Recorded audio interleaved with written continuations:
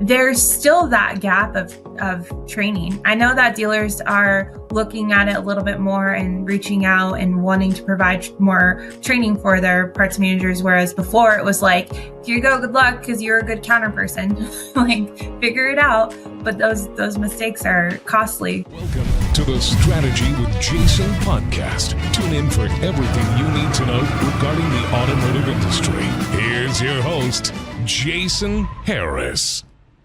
Hey, what's going on, Podcast Nation? It is Jason Harris here, and thank you for joining me on another episode of the Golden Wrench Podcast, where I get to talk to, well, anybody and everybody I want to talk to when it comes to the fixed op side of the business. And I have a very special guest with me today, and I'm very excited to get into some great topics with her.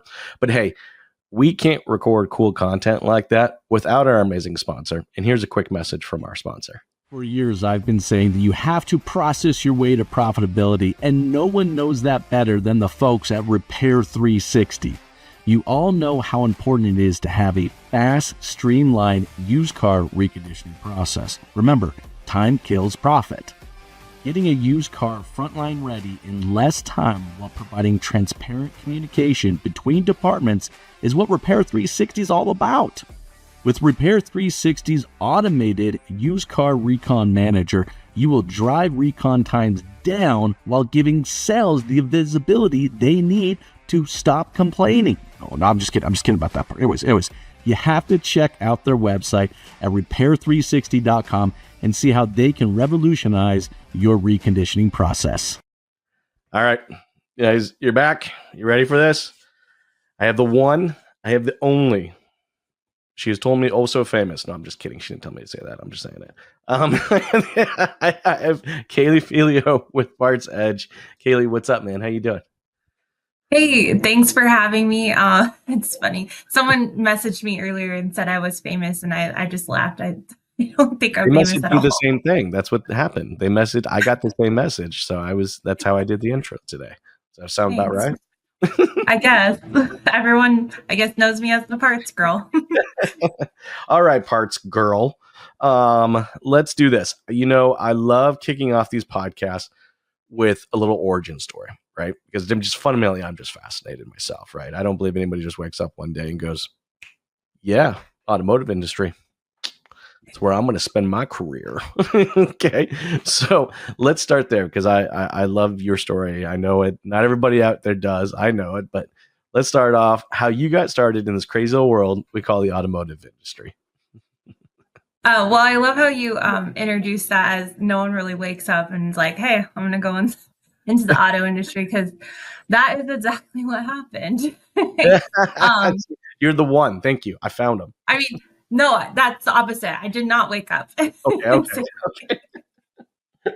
Well, kind of, I guess, if you think about it. So, it's a long story short. I started my career and started working at Subway when I was 15. And I got to be part of growing the owner's brand, and we opened a restaurant together. And when I was in high school still, and I got to manage that restaurant, that new location. And it just so happened to be in the same parking lot as it was in a business park. So PartsEdge was one of the companies in that business park. So I got to know Chuck and Cliff over the years, just managing that store. And, fast forward a couple years, and they presented an opportunity and asked me if I knew anyone that was looking for a job. And they were really asking me, and it kind of, when they asked me, it went over my head, but, I got to know that. I thought about it, it took me about a week or so. I'm like, hey, I think they were asking me, or I want to be that person. Yeah. So I got to know them, their business more, and the opportunity. And I was very fascinated with it because of the parallels of the restaurant industry and the parts industry, or the parts department and the inventory, and just how I just understood. And a lot of times when they would explain things to me, they use Subway lingo. Managing an inventory at a restaurant, a lot smaller. Sandwiches are less important than cars, but so that's where it all started about 10 years ago. And here I am. So it's all because of sandwiches. That's all. It's the sandwiches, right, Kaylee? It's hey, look, I love finding out how everybody gets into it, right? Like, look, I got into the business on a bet. No jokes. On a bet. Oh yeah, it was a full-on bet. I had a roommate of mine that was in the car business, and one day he's sitting around and he's pay stub sitting on a coffee table, and I look at it and I'm like, that holy crap. You're an idiot. I mean, like a legit idiot. And you're making that much money? He's like, I'm like, what are you doing? He's like, oh, I'm selling cars. I said, dude, you're an idiot. I mean, I've known you for most of your life. You're an idiot. There's no way. And he's like, well, I bet you I can sell more than you. I said, I bet you can't. So I actually took the job on a bet to beat him, saying I can sell more cars than he could. and sure enough, that's I did. fun. And sure enough, I did. I won the bet. Within a few months, he had, dropped out and moved on to some other business, and I stuck in with it, and that was it. Yeah. So I got into feel like that's how you're made for the business. You like bet your way into it. That's right. It's just, yeah, it was just a bet. It was a bet. It was fun. Hey, yeah. I love the topics we're getting into today, right? I don't get to talk parts often, right? And I love parts and accessories. Thinking back in my own dealership, there was a reason why we were one of the most profitable stores, in the market, and it was a lot of it our commitment to parts and accessories, and looking at parts and accessories more as than just a fulfillment center, but really looking at it as a profit center. We're going to get into that. But first, I know we wanted to talk a little bit about inventory strategies. And man, I tell you, there's all kinds of approaches here. But I'd love to kind of get your thoughts on just, how has the inventory strategy evolved over the years? Oh, wow. That's a good question. I don't think it's fully evolved enough. The same thing, huh? Or, okay, there you go. It hasn't evolved enough. So which aspects has you seen evolved, and do you think which parts need to evolve? Well, I think what's evolved is the auto stock replenishment programs. I mean, obviously those weren't around. I think maybe they started out when I was coming into the business, but sure. I think what's evolved is what needs to evolve more is treating the parts manager as an asset manager, and the days of stockpiling inventory.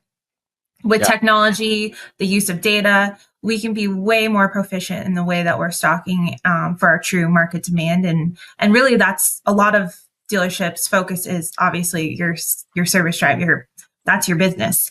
So I'm not sure if I always do that. I'm not sure if I answer your question, but no. Go back. You said something, and I love the way that you articulated that the parts manager really needs to be more of a what? An asset manager. Asset manager. So, folks, if you're watching and listening right now, I think that I just want to go down this rabbit hole for a moment. I love finding rabbit holes, by the way. All right. That's a fundamentally large mind shift. All right, I think for most people out there when they approach, their parts department, right? Like especially even their parts manager. I would say I was fortunate enough to have a parts manager that knowingly or unknowingly did run, all right, the department as an asset manager. All right. Like, I mean, he knew how profitable he was. He knew what he needed to do to be profitable. He knew what he needed to do as far as internal, as far as over the counter, and as far as wholesale, and how to balance all three of these. I was very, very, very lucky with the parts manager I had. I mean, he was very good at just being able to kind of actually take this, multi-$100,000 investment, because that's what it was, right? I mean, I had several $100,000s worth of money just sitting there in this big room that, with him, immaculately organized. I mean, just you could eat off the floors in this place. Like I tell you, I did. I was incredibly fortunate. I'm probably one of the best parts managers I've ever had, right? I've ever seen. And but that's how his approach was, is that, he had this $300,000 fund, all right, and it needed to turn a profit every single month, and he operated that way, knowingly or unknowingly. That's just kind of how he did it. But I want to I go do more think, down that approach with you. Yeah. yeah. And to your point, I do think most parts managers knowingly, unknowingly treat it like an asset because of how much they care and how parts managers tend to be super in tune and efficient. I'm more speaking with like dealers of really it's their asset, but No, you're right. treating it. It's the dealers Yeah. that need to see them, that need to approach it that way. Yeah. Yeah. And I think there's just such a huge opportunity with arming your parts manager with tools and resources to really look at data and be more proficient with how they're stocking. Because a lot of times I just hear so much of like, well, this is my parts manager's job to manage this. Well, yeah, it is their job, but what are you giving your used car manager to manage your used car inventory? Are you just giving them the DMS? Because Well, most yeah, of them aren't. exactly. And look, is it? Did you hire him just to do that? Just to manage and oversee this big That's a room good point. parts, or did you hire someone to actually grow that business? Business. And that Mhm. inventory strategy is wildly different, right? It's one thing to stock for fulfillment of another department. It is a whole nother approach to stock with the intent to make profit, all right, as a profit center. I'm sure you've probably seen this play out as well, right? Yeah, and that kind of leads into just kind of what we were talking about before when we don't want to go too far down this rabbit hole, but the pricing and how you're pricing your Mhm. parts, that is the profit. Because I'm really trying to figure out how to make sense of all this or how to make share of it to make Sure. sense. How do I say that? But the correlation between inventory and how you're managing and controlling it, and then also the matrix price and how that all ties together. I think there's just there's lack of review of matrix if you have one, and then there's also the lack of a matrix. And if you have a matrix in place, most of them are probably only like 10% effective. If they were effective, then there's more profit. I think that could be made with the parts. I mean, there's just if you think about how many thousands of parts there are, and if you Mhm. have only 5 sources, 10 sources, that's there's no way. It doesn't make it doesn't make any sense to me. I know it sounds like a Hear ya. lot to have a lot of sources, but sources do a lot of different things as far as pricing goes, controlling the inventory, and it's all intertwined and connected. I think I'm Yeah, going to stop we there. I think the reason why dealers, have it's a lot of it probably has to do with I think the tire business, right? If you really think about it, there's only just a few sources. That's it, really, at the end of the day. Half a dozen maybe at best, and locally maybe only a few, right? So I think we kind of get trapped into this idea of just, yeah, there's only a few sources for this parts out here. How many possible different places can I actually get this bloody thing from? Well, okay, let me do this too because this happens a lot with sources. I think sources in the DMS often, when I talk about it, they think about like this where you source the parts, but the source in the DMS is the file cabinet of how you organize the parts. So I think that is like the biggest or the best way to explain that, and then I Okay. think that can all tie in together. I don't know. Look, I think at the end of the day, regardless of the model that you approach, the pricing it's the intentionality of the objective that you make for the department. I think ultimately sets the whole mood or theme, I guess, to move forward, right? If I think too often, parts is kind of like a proverbial checkbox. Like, okay, I'm buying a dealership. I'm going to sell some cars. I'm going to service some cars. So better check off like that. I got a department that has those parts. Right. And I think you're seeing right now, I think, is you're seeing a lot of more proactive dealers or progressive dealers out there looking more deeper into that department and going, no, wait a second. I think there's a lot more here. Right. There's a lot more that can be done here. And this kind of segues into our conversation about the parts as a profit center, not a fulfillment center. Right. And I say, most people say, yeah, no, I get you. But hey, we're profitable. right, because you're hitting, your kind of your regional numbers for wholesale.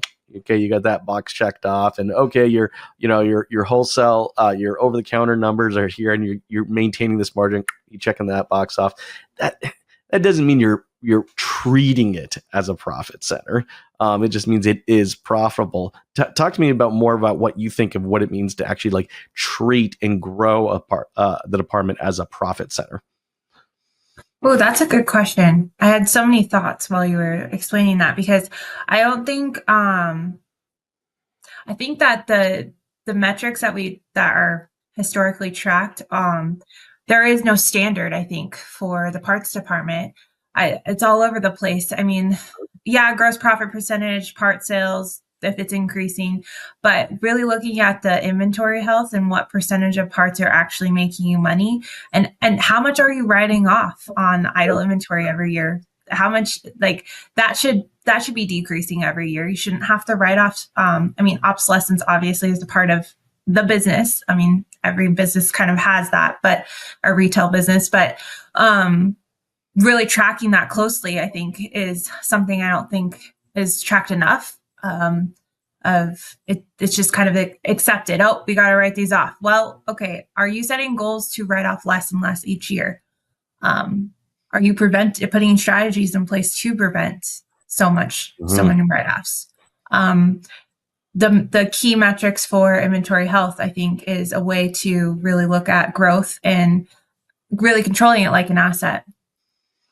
Well, and I think that's what you're going to see, the next generation of parts managers that are coming in. I think that's what they're being taught. It's I don't think it's like when I kind of got into the business and what parts managers are, what they were then and what they are now, right? I think the role, I think, of a parts manager has fundamentally changed over the years. I think those responsibilities have also changed, but I'd love to get your thoughts of, like, how do you think this next generation's, like, what is the new role and what are the new responsibilities for, let's say, kind of a new age parts manager?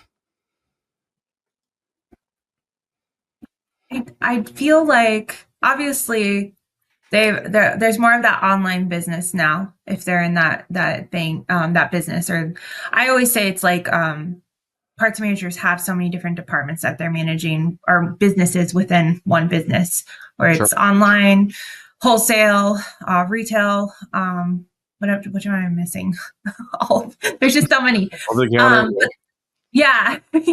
So the role, I feel like, and the newcomers coming in, there's still that gap of training. I know that dealers are looking at it a little bit more and reaching out and wanting to provide more training for their parts managers, whereas before it was like, here you go, good luck, because you're a good counter person. Sure. Like, figure it out. But those mistakes are costly. So I think that's still happening, though. Like, really good counter people are transitioning into the role of a parts manager, which I do think is a really good strategy, because that understanding and that knowledge of when you're as a counter person is very rare. Mm-hmm. Just understanding how to look up parts and understanding what parts are needed for, you just get to know the brands and the and the cars. So that, if you know that, and hold on to that, parts people, because that is something. I mean, obviously technology is going to help us further that, but I got a question. I got a question for you. Yeah. I actually don't have an answer for, so I'm actually going to see if you have one for. Oh gosh. Look, parts is not a sexy business. I'm just going to say it isn't. It's not the most attractive business to look like to get into, right? So I've always kind of wondered, I'm like, how do I attract new talent to come in and want to be a part of this parts business? Because I don't disagree with you, Kaylee. I do believe for anybody young out there that's in the business and is looking to kind of grow their career and and their financial responsibilities and stuff like that. Like, there's a path there. There's definitely opportunity and growth there for sure. But But he's like, but it doesn't sound sexy. It's almost like being a librarian. It's like, hey, do you want to come be a librarian? Because that's about how many things you're going to have to manage, right? I'm curious. Oh yeah. How would you make this sound sexy and fun? Well, it takes a unique person and a unique mindset, I think, to be a parts manager. But to make it exciting, I mean, you have to be a combination of sales driven. So the pay plans have to match up because you have to compensate based on that because then you're not going to grow. Sure. So there is that aspect of sales. And then there's also kind of that aspect of being an accountant and being very, very detailed. So I don't know how to make that exciting unless you're a super organized person and get excited about organizing and being efficient. Because I think that's what's exciting about it is how can you look at the process? How can you look at your inventory and how can you tweak and make things even more efficient? Because I think I can kind of relate to that because I am that type of person where I get excited about organizing a whole entire room. Like it's exciting to me to find rhythm and I place things so that it's more efficient while I'm in the kitchen or while I'm in in my bathroom. Like things are there because it's closer. And I think that's the mindset a parts manager has to think as a department. And when you look at data too, and on top of the fact that you get to kind of be a salesperson, because you have a relationship with your tax, your service, you have to have good relationships. And that's kind of like a salesperson. You have to nurture those relationships so that everything can run as a well-oiled machine. I guess is the best way. So did that make it more exciting? Well, I mean, we're going to try to, right? But I'm with you though, because, I think for people that have asked me about getting into the business, I just don't think they realize just how many different opportunities and profit centers there are where they can actually enter into. And, look, a good parts manager makes good money. It's not that you're not, I mean, they're really good money that can be made there, but you're right. You are finding a very unique and very specific person who gets excited about labeling things and putting them where they're supposed to be. I'm like, I have a good story. I bet you Kaylee's got probably one of the best pantries of like anybody. I just have a gut feeling that this is like one of those like Instagram level pantries. Am I wrong? Am I wrong? You are not wrong. And it's funny you say that because my friends, so they have a construction business. They redid our floors in our house and the team came over.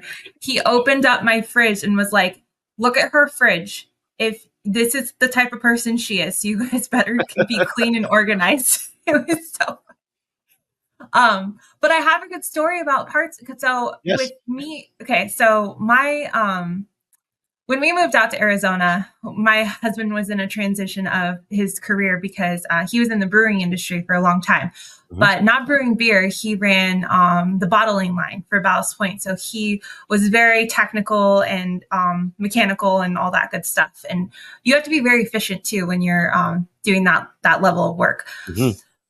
I always knew he would be a really good parts manager because of the way he thinks. And the two of us together, it's just crazy because we're both crazy organized. I feel so bad for our children. It's so bad. But I guess my story is he ended up being a parts manager when we moved. A dealership was hiring for a parts manager. Although he was thrown into it and didn't really he got kind of trained. I think he does pretty well. And that's the thing to look for is if someone's very like that. I think that mechanical mindset, like him understanding that really helped him. And then just the basic level of understanding vehicles. I mean, he's not a mechanic, but yeah. So Kaylee, I think we figured it out. I think anybody out there watching, listen right now, if you guys are looking for a new parts person, all you have to do is ask them to bring a picture of their pantry and their refrigerator. The fridge. Yep. And their garage. Their garage too. Yep. Those few places. All right. And just based on that alone, you can probably hire them on the spot. For sure. That's a good point. Yes. Don't you That's a think? requirement. Bring us a picture. I love it. But no, you're right though. There is a commitment to there, for sure, for sure. And I wanted to go a little bit into accessories because I love talking about accessories. Oh, And me again, too. I think if you're Good. going to be intentional about your parts department, again, if you're going to look at it from a profit center, then your commitment to the accessory side of the business needs to continue. Here's the one thing I will say over the last 10 years: the manufacturers have gotten a lot better about this. I mean, I've just recently bought a brand new Chevy Silverado, and I'm not going to say the dealer was good about this, but the manufacturer was good about really kind of, staying on top of me after the purchase and just showing me just all the things. I mean, holy cow, Chevy I don't think there's anything they don't put their name on. I can buy teddy bears. I can buy everything from teddy bears to new wheels to performance exhaust. I mean, you name it, they do it, right? I'm curious if the manufacturers are kind of there. What do you think is holding back the dealers from really kind of embracing that accessory business? Oh man, that's a good question. I think that what's holding them back is that mindset of like, well, it didn't work before.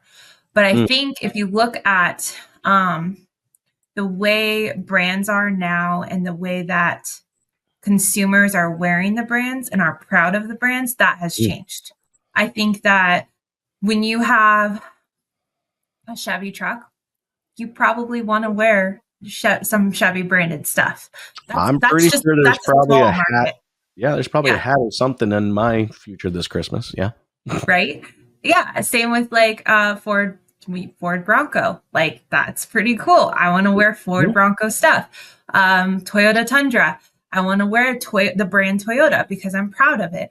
So I think that I feel like it's kind of always been there, but it's cooler now. It's cooler now to wear those things because we're proud of those vehicles and those investments that we're making. And if you look at that, that's not even, we haven't even talked about accessorizing the actual vehicle. We're just talking about brand and Yeah. clothing and that type. But I think what's the stat that I'm pretty sure Harley Davidson makes more money off of that than actually selling Harleys. Look, I was a Mitsubishi dealership, right? I made more money on selling the accessories than I did the cars themselves. We averaged, a little over 1,200 a copy on accessory sales per unit sold. Wow. Just a large commitment to it. Now I will say it was a part of the process, right? So, I Process. mean, I Yep. think, look, we talked about accessories from the moment they showed up. it was a part of the presenting the vehicle, and walking around the vehicle was also presenting and walking around the accessories. It was never we didn't save it till the very end or last minute or anything like that. It was just like, if you're really going to make a go at this, right? You need a department that's willing to support it and an inventory strategy that's going to be willing to support it, right? But then also you got to have a sales process. You got to commit to the sales process on it. And it's like accessories is just a part of the entire purchase, but it starts from the very, very, very beginning. And there's some dealers out there that have done phenomenal with this. And there's still lots and lots of room out there. If you're out there watching, listening right now, there's still major, major opportunities. Look, I'm There not is. even paying attention this time. I know we're getting towards the end, the tail end. I can't believe that it went like that fast. But Kaylee, real quick, any last thoughts or anything like that before I let you go today? There was more I think I wanted to say about accessories, but I feel like we're out of time. Though I guess what I would want to say about that is, you're right. It's like another business and you have to be in it and have a process. I think what I wanted to share was getting the parts manager involved, adjusting pay plans and working with sales on, getting the accessories installed, maybe even before the sale, having those displayed so that consumers can see what it looks like. Because that's also an thing that I don't think is done enough is really showing, not just showing a picture, just like showing it on. You're right. You But got to commit to it. yeah. I don't know. I don't know when this is going out, but I'm really excited for the year to come and seeing everyone at NADA. It's just, yeah, it's going to be really exciting.